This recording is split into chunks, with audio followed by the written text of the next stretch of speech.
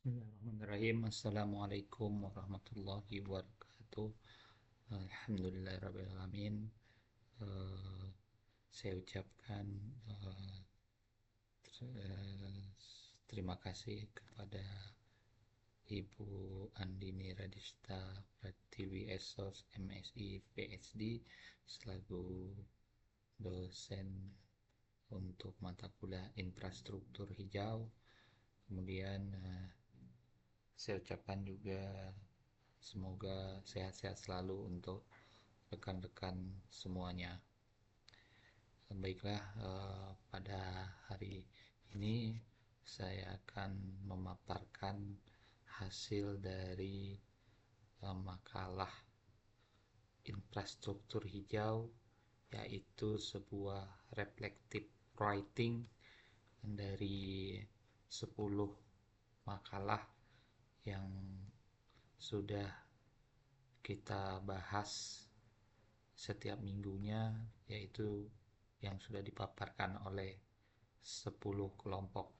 Sebelumnya saya akan sedikit memberikan sebuah pantun. Semoga berkenan. Membeli sapi sebanyak 2, sapi dibeli di kota Kalianda. Semoga kita sehat semua, selalu menuntut ilmu di mana berada. Terima kasih.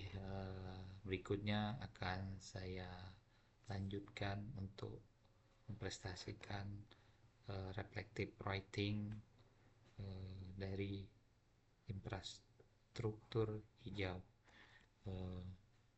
Berikut adalah latar belakang atau urgensi dari kenapa diperlukannya infrastruktur hijau.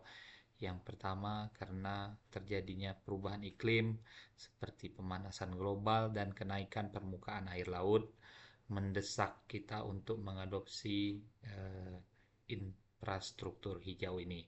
Kemudian juga infrastruktur hijau ini salah satu pendukung dan pembangunan konvensional grey, sehingga pembangunan yang kita laksanakan menjadi sangat efektif dengan adanya kelengkapan dari infrastruktur hijau, melengkapi dari konvensional atau grey infrastruktur. Apa itu infrastruktur hijau? Dari yang kita dapat simpulkan bahwa green infrastruktur merupakan pendekatan pembangunan yang mengintegrasikan unsur alam dalam sistem infrastruktur. Menurut Intergovernmental Panel on Climate Change (IPCC), infrastruktur hijau adalah infrastruktur yang memanfaatkan ekosistem dan proses alami untuk menyediakan layanan ekosistem yang bermanfaat bagi masyarakat, seperti pengendalian banjir, penyediaan air bersih, pengendalian erosi, dan peningkatan kualitas udara.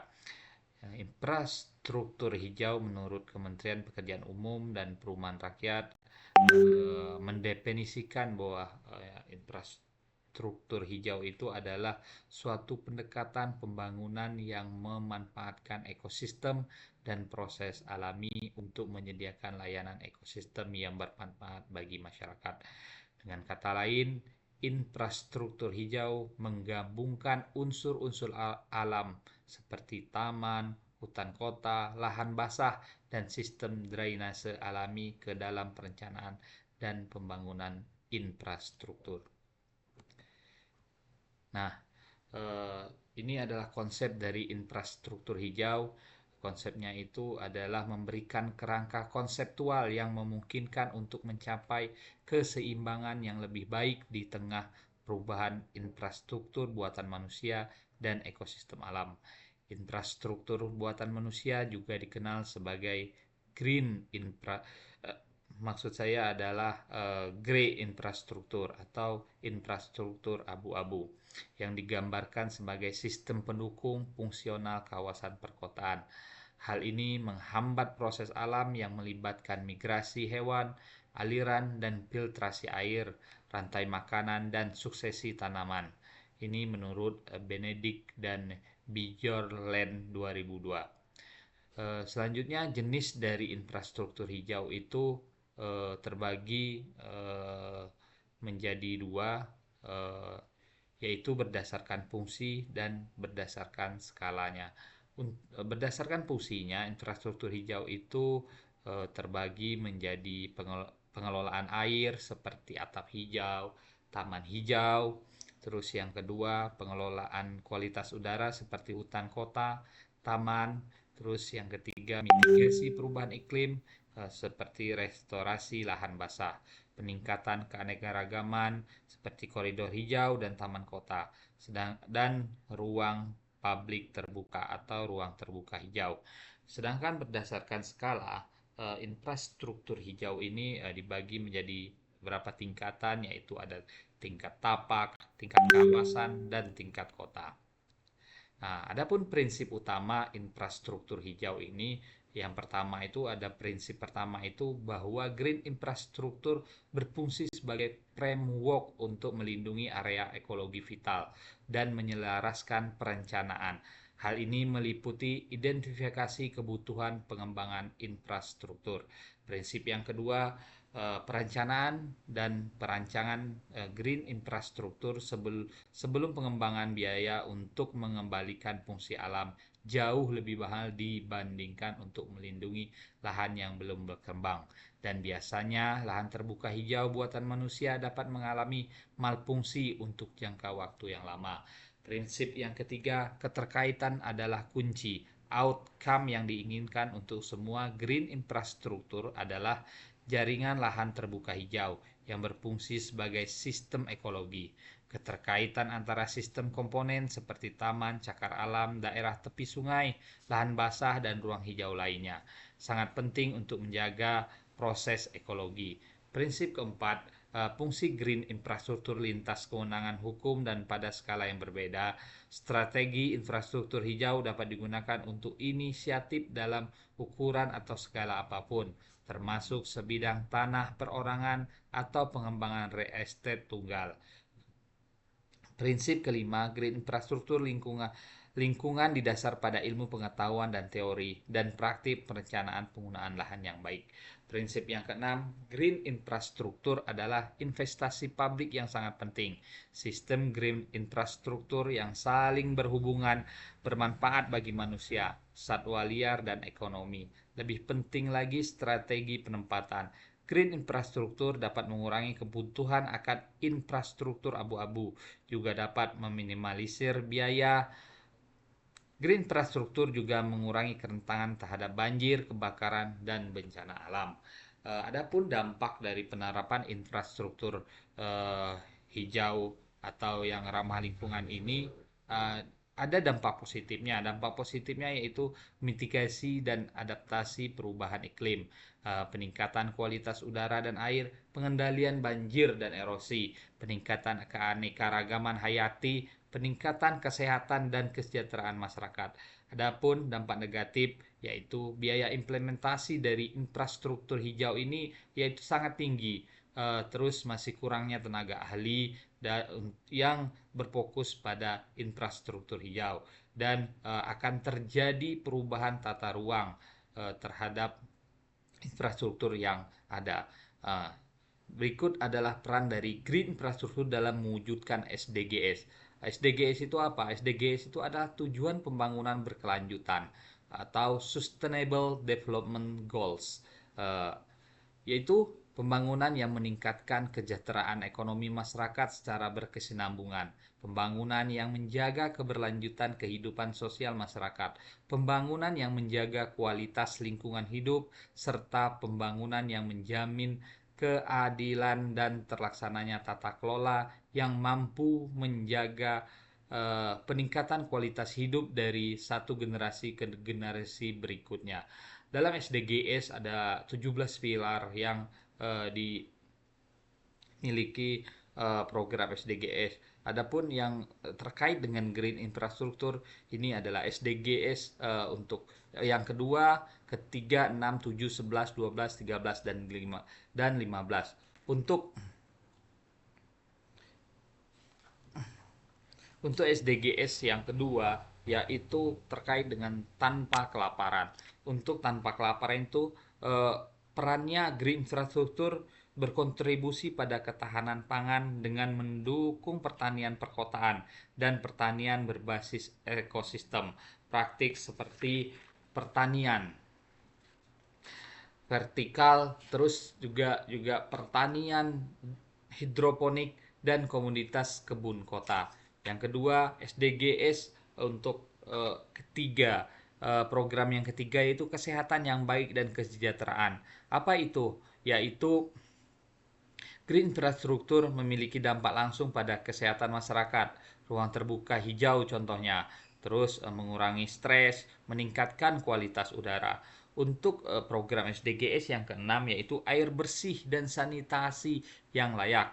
Apa contohnya dari program green infrastruktur itu? Yaitu pembangunan rain garden, bioretention ponds, dan green roof. Itu adalah contoh dari SDGs yang keenam.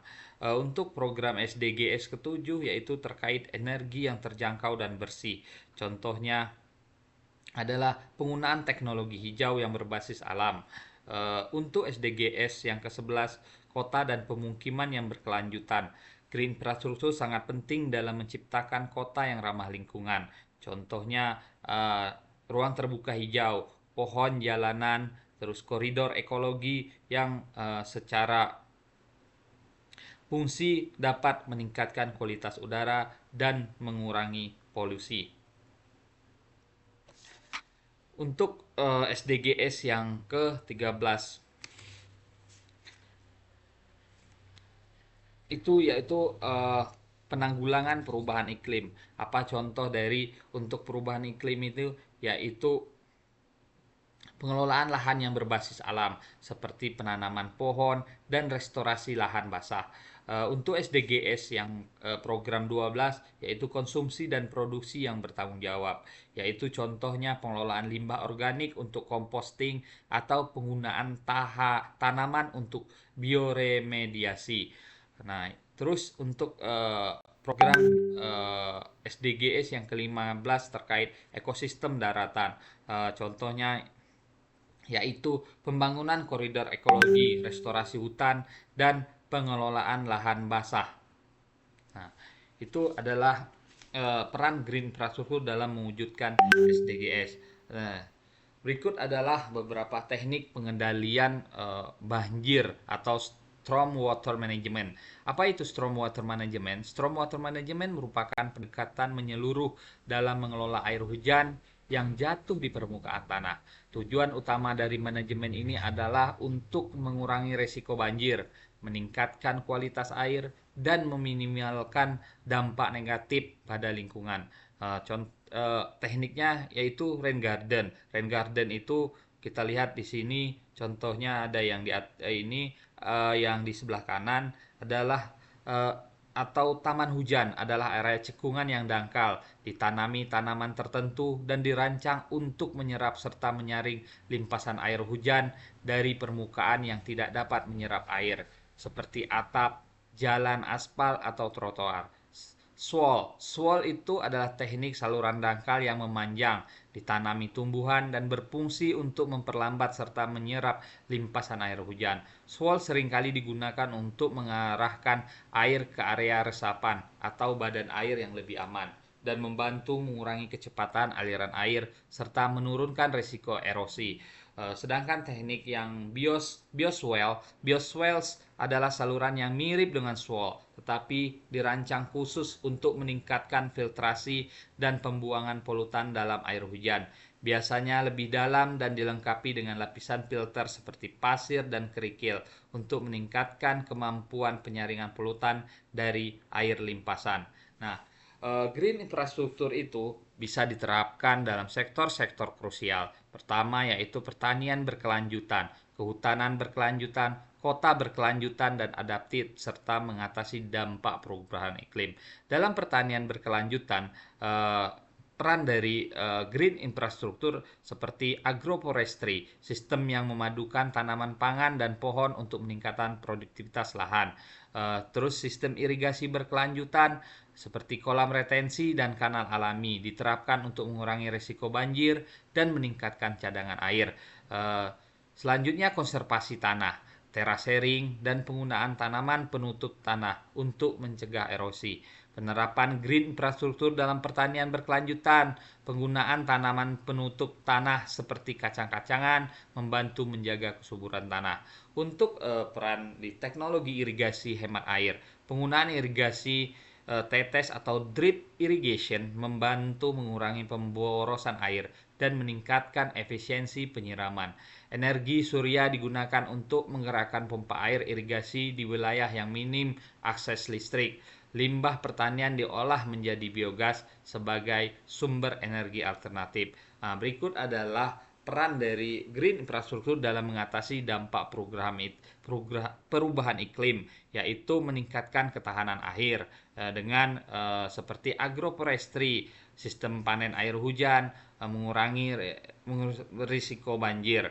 Terus ada juga kolam retensi dan kanal alami membantu mengurangi dampak banjir terhadap lahan pertanian, mempertahankan produktivitas, konservasi ekosistem alami, dan penyediaan layanan ekosistem. Peran green infrastruktur dalam pengelolaan hutan yang berkelanjutan, seperti konservasi ekosistem alami dengan menjaga keanekaragaman hayati dan fungsi ekosistem. Hutan dapat berperan sebagai penyimpan karbon, pengatur siklus air, dan habitat bagi berbagai spesies. Penyediaan layanan ekosistem seperti kolam retensi dan kanal diterapkan untuk mengurangi risiko banjir dan meningkatkan cadangan air di hutan. Penyediaan layanan ekosistem, penyimpanan karbon, pengaturan siklus dan habitat keanekaragaman hayati, integrasi keberlanjutan sosial ekonomi dan lingkungan. Selanjutnya keterhubungan ruang hijau seperti pendekatan partisipatif, perencanaan berbasis bukti, dan desain berkelanjutan. Peran green infrastruktur dalam pengelolaan kota yang berkelanjutan. Untuk prinsip-prinsip kota berkelanjutan, satu, yaitu pengelolaan sumber daya yang efisien. Penggunaan sumber daya alam seperti air dan energi dioptimalkan melalui teknologi ramah lingkungan, termasuk energi terbarukan dan pengelolaan limbah yang baik. Terus pengelolaan kota yang berkelanjutan juga harus melaksanakan perencanaan tata ruang yang cerdas, tata ruang yang dirancang untuk meminimalkan dampak lingkungan, mengurangi ketergantungan pada kendaraan pribadi, serta menyediakan transportasi umum yang efisien dan ruang hijau. Prinsip berikutnya itu kesejahteraan sosial. Akses yang adil terhadap layanan dasar seperti pendidikan dan kesehatan sangat penting. Partisipasi masyarakat dalam pengambilan keputusan juga menjadi kunci untuk menciptakan lingkungan sosial yang inklusif. Pelestarian lingkungan, fokus pada perlindungan keanekaragaman hayati dan pengurangan polusi menjadi inti dari kota berkelanjutan. Pengelolaan sampah melalui daur ulang juga merupakan bagian penting dari strategi ini. Prinsip untuk kota yang berkelanjutan berikutnya yaitu adaptasi dan mitigasi perubahan iklim.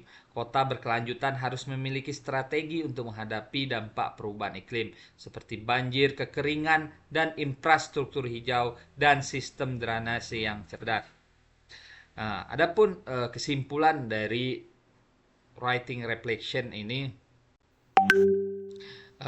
yaitu pemanasan global yang menjadi isu dunia saat ini, yaitu kenaikan suhu rata-rata bumi, mencairnya glacier, dan menyebabkan kenaikan permukaan air laut. Salah satu penyebabnya ialah faktor manusia itu sendiri. Contohnya adalah pembangunan yang menjadi semakin umum dalam beberapa tahun ini dan memberikan dampak negatif pada lingkungan, sehingga diperlukan sebuah perencanaan dalam pembangunan agar dapat mempertimbangkan kondisi lingkungan. Oleh karena itu, ditemukanlah solusi infrastruktur hijau. Green infrastruktur merupakan pendekatan pembangunan yang mengintegrasikan unsur alam dalam sistem infrastruktur. Green infrastruktur berkontribusi dalam mewujudkan pembangunan berkelanjutan.